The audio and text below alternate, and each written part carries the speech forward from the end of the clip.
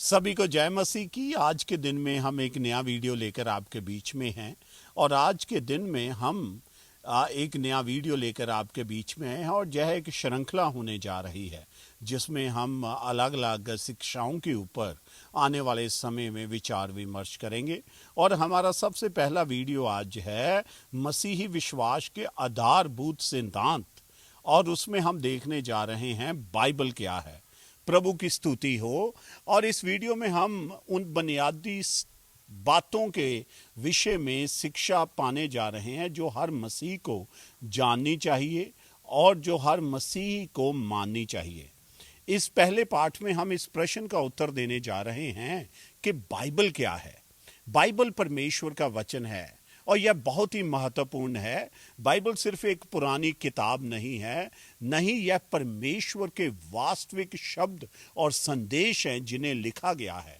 परमेश्वर ने हमें अपना वचन इसलिए दिया ताकि हम जान सकें कि कैसे जीना है, ताकि हम जान सकें कैसे हम उसकी आराधना कर सकते हैं, हम कैसे उसकी महिमा कर सकते हैं। सभी मसीही विश्वासियों की नींव परमेश्वर का वचन बाइबल है। इस पाठ में हम बाइबल की 4 विशेषताओं का अध्ययन करेंगे। पहला, कि बाइबल का हमारे जीवन में सर्वोच्च अधिकार है। दूसरा, बाइबल का संदेश इतना स्पष्ट है कि हर कोई इसे समझ सकता है।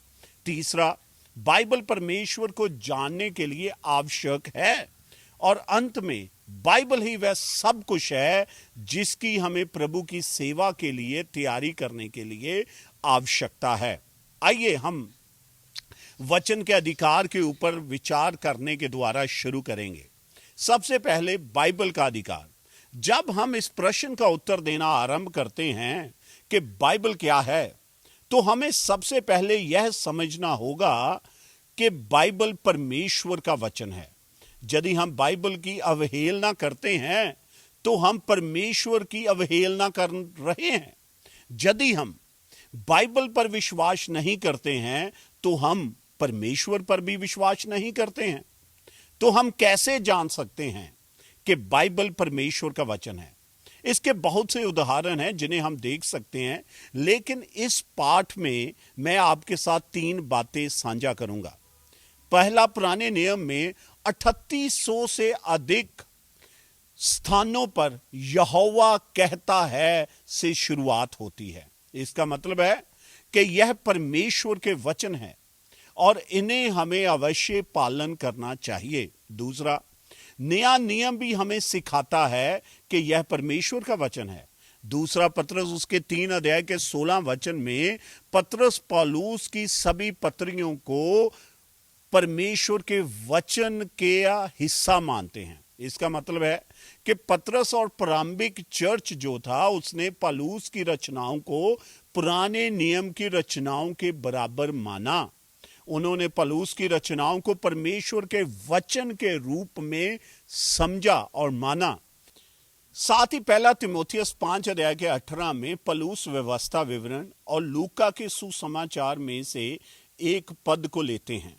तो हम देखते हैं कि पौलुस पुराने और नए नियम दोनों का उदाहरण लेते हैं और दोनों को वह परमेश्वर का वचन कहते हैं। अंत में दूसरा तीमुथियुस 3 का जो 16 वचन है, पौलुस हमें बताते हैं कि संपूर्ण वचन परमेश्वर की प्रेरणा के द्वारा लिखा गया है।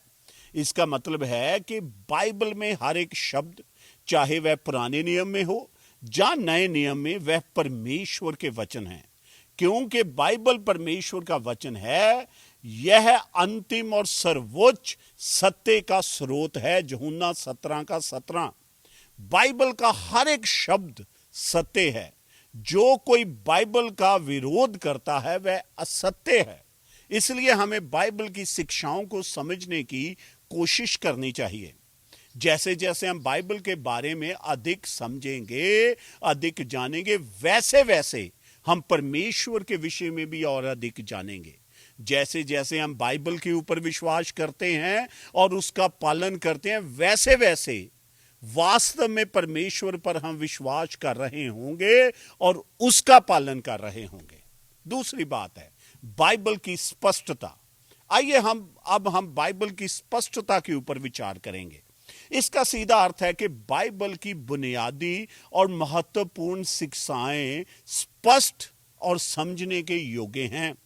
जब आप बाइबल पढ़ते हैं और बाइबल का अध्ययन करते हैं तो आप देखेंगे कि उन सभी पदों को जो हमें सिखाते हैं कि मसीही कैसे बना जाता है, मसीही के रूप में कैसे हम जी सकते हैं और मसीही के रूप में हम कैसे बढ़ सकते हैं और कैसे हम और भी ज्यादा बातें जो हैं वह स्पष्ट हैं और समझने के योग्य हैं। जो कोई प्रियजनों बाइबल पढ़ता है वह उसकी शिक्षाओं को भी समझ सकता है।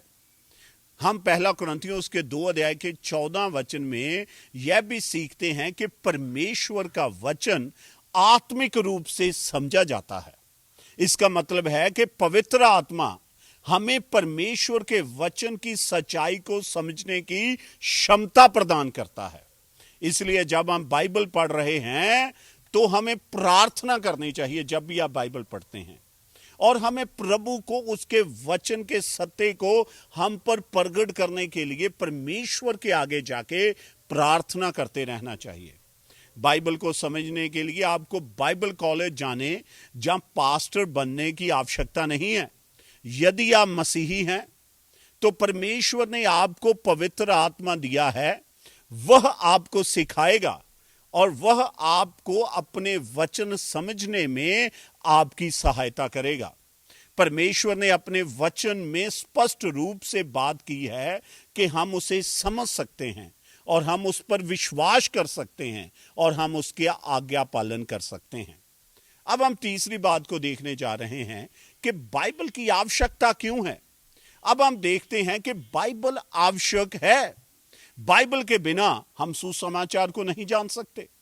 हम यह नहीं जान सकते कि परमेश्वर हमें कैसे जीने की इच्छा रखता है और कैसे हम अपने विश्वास में बढ़ सकते हैं। हम यह भी नहीं जान सकते।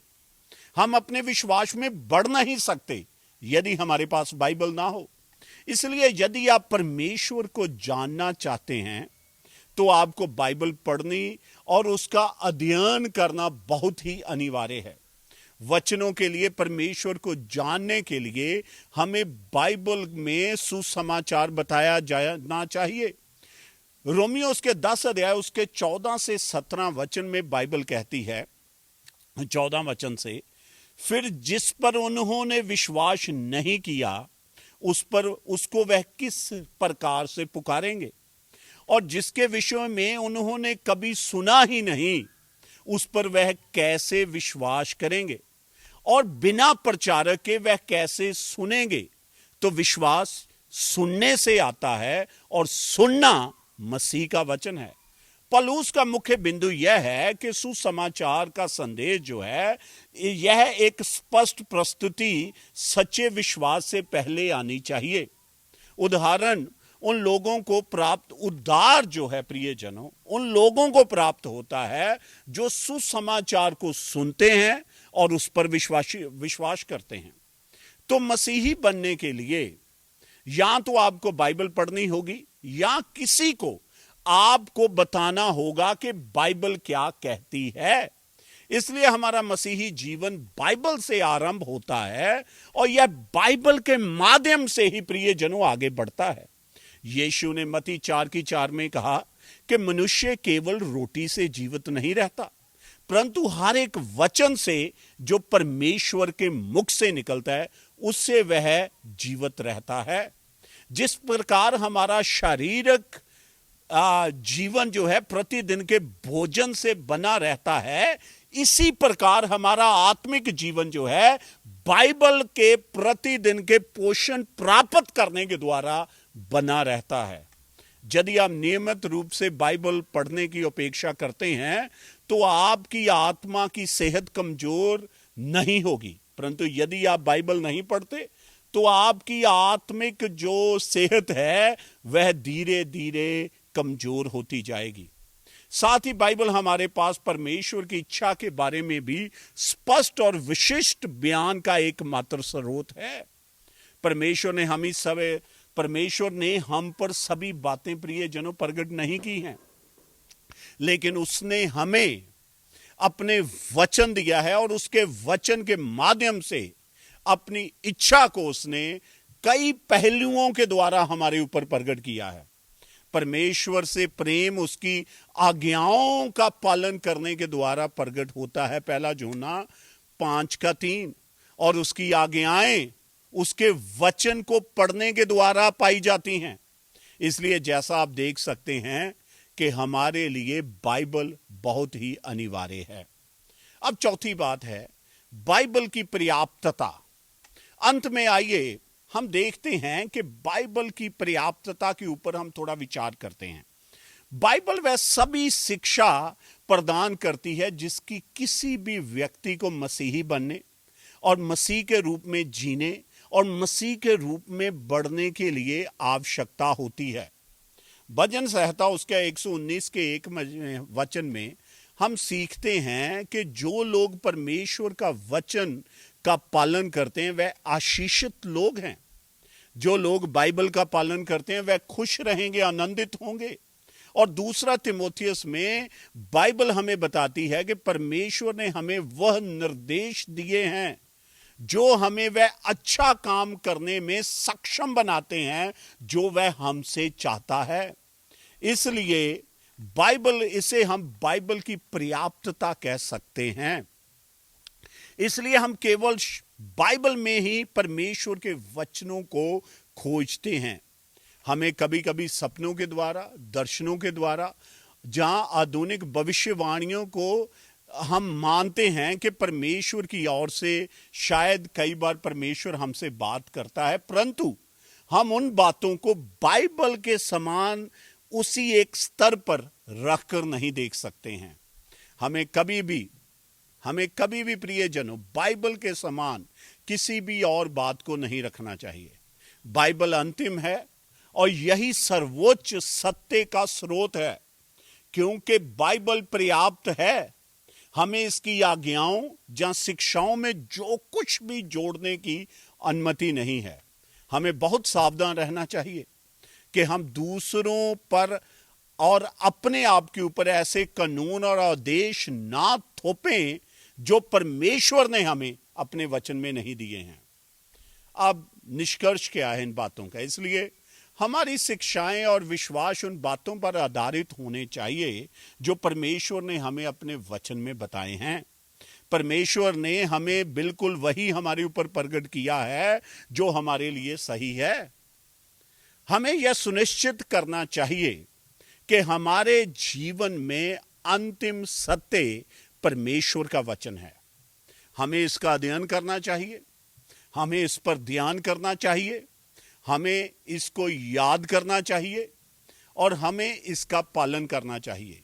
और मैं प्रार्थना करता हूं कि यह शिक्षा आपके लिए सहायक रही होगी, क्योंकि आप मसीह का अनुसरण करने और उसके साथ अपने संबंध में बढ़ने का जैसे आप प्रयास कर रहे हैं। कृपया इस वीडियो को आप दूसरों के साथ भी जरूर साझा करें। प्रभु की स्तुति हो। जय मसीह की।